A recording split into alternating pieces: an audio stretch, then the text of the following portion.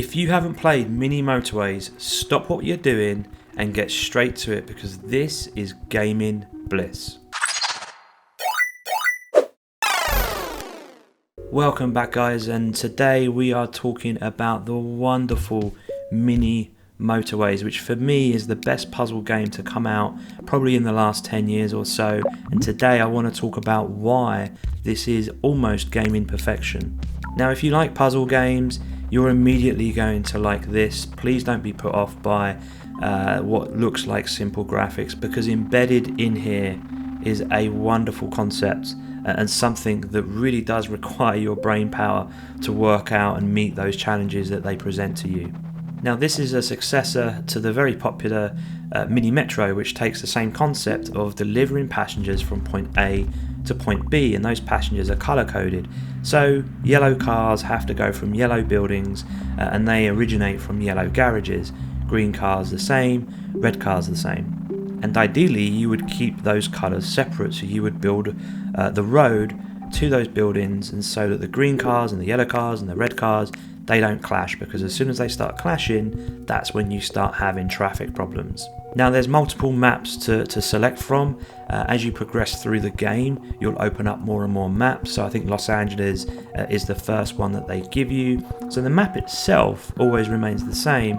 However, the way in which buildings appear, they are always random. And so there's the first point I want to make in terms of replayability. It's always different. You don't know where those buildings are going to appear from. Now, the way that I've edited this video is that I've looked at 3 cities and I've looked at 3 different phases within each city. So as we go through, you're going to see the development of those cities, and ultimately what looks like a simple concept of just delivering passengers from point A to point B suddenly becomes a headache, and things build up very quickly. Now, you're going to foul in this game a lot. I think that's the purpose. I think it's one of those games where you can't beat it.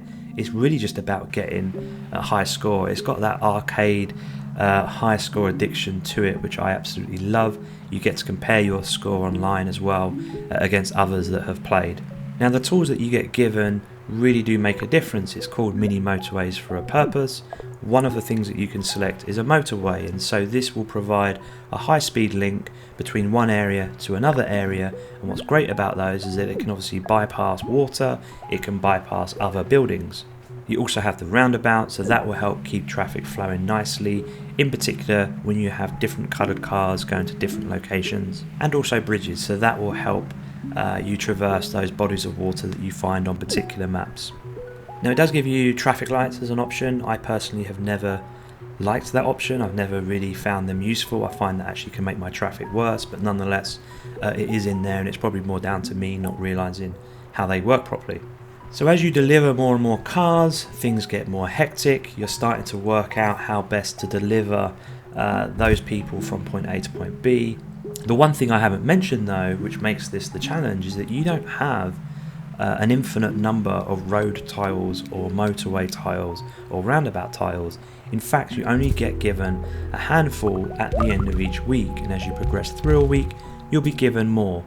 Likewise, you then have to select what kind of special tiles do you want to use. So, for example, as you get to the end of Sunday, you'll be given a choice. Do you take the bridge or do you take the motorway? And what you choose is very, very important, because that is how you will negate those bottlenecks that start appearing. And that's it. It really is as simple as that. It's a simple concept. You pick it up, easy. However, this game is not easy. In fact, it is so difficult to master, and that to me is gaming bliss. When you have a game that is easy to get into within seconds, and the concepts are easy to understand, and anyone can play it, and yet you could be playing it for 10 hours straight and still trying to work out how best to route traffic the most efficient way.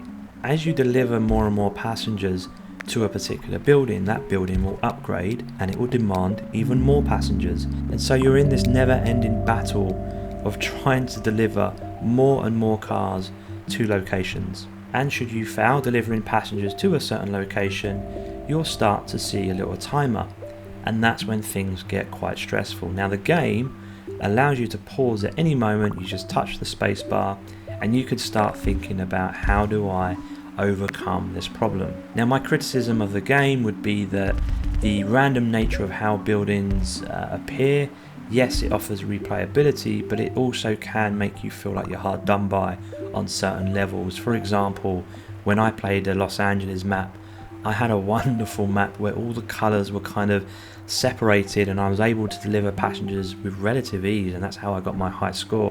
Other times I've played the same map and all the colours are kind of merged together, and immediately you're off on a bad foot and it's very difficult to recover.